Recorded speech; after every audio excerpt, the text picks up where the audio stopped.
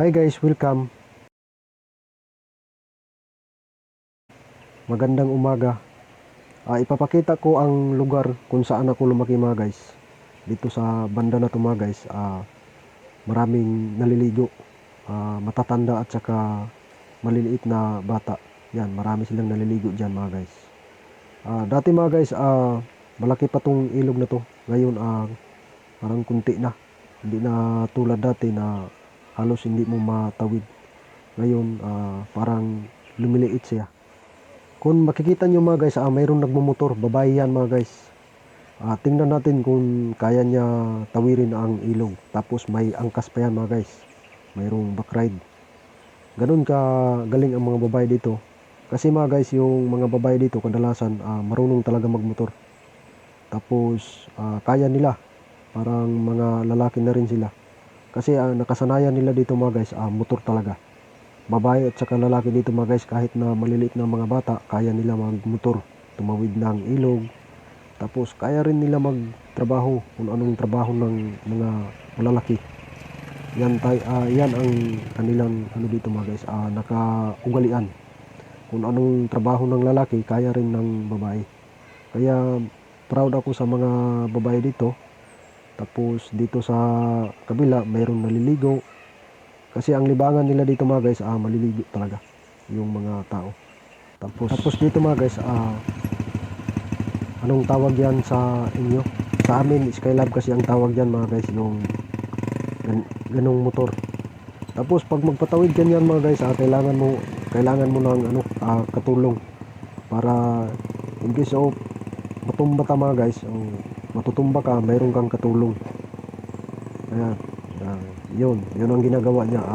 Sinabayan niya para hindi matutumba ang motor. Yan ang kanilang gawain dito mga guys. Parang na lang, parang naglalaro lang sila sa hanap buhay.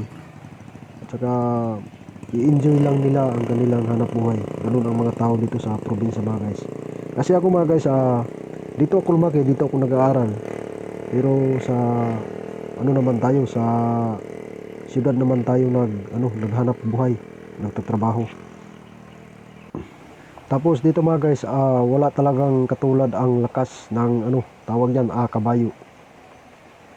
Kahit kalalim ang ilog mga guys, kaya talaga ng kabayo yan dito sa amin.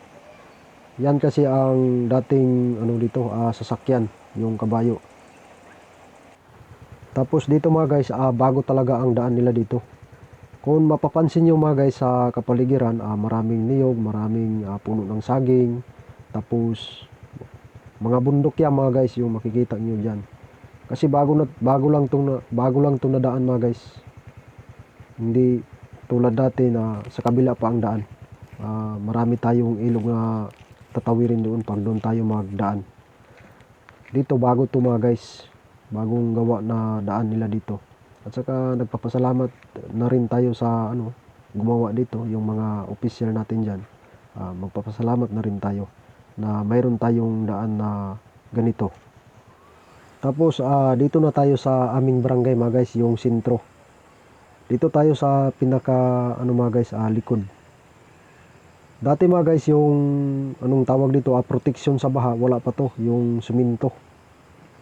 Bago lang tong gawa mga guys, mga 2 years pa, mag 2 years pa tong mga guys, yung pang protection sa baha. Sinadya to ginawa ng mga guys, ng barangay dito kasi pang protection daw to sa baha. Tapos project ito mga guys. Yan ang pang nila, pangharang, pang sangka o pang protection para sa baha. Yan, kung makikita nyo mga guys, doon kami nagliligo dati sa may lakad na bata. Tapos dyan sa kabila mga guys, doon may bahay tayo doon na maliit, doon tayo matutulog mamaya. Kasi hindi ako nakatulog dito sa sentro mga guys kasi maingay. Tapos iikot natin mga guys, kung makikita nyo, maraming bahay, maraming puno ng niyog.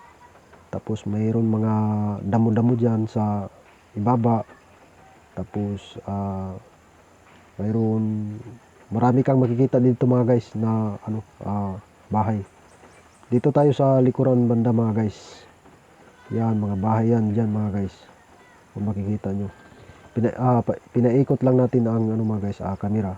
Tapos dito may makikita tayong kambing. Tapos mayroon naman galing sa ilog. Galing yan, naliligo yan mga guys, galing. Kasi ano to umaga. Tapos dyan malaking ano dyan.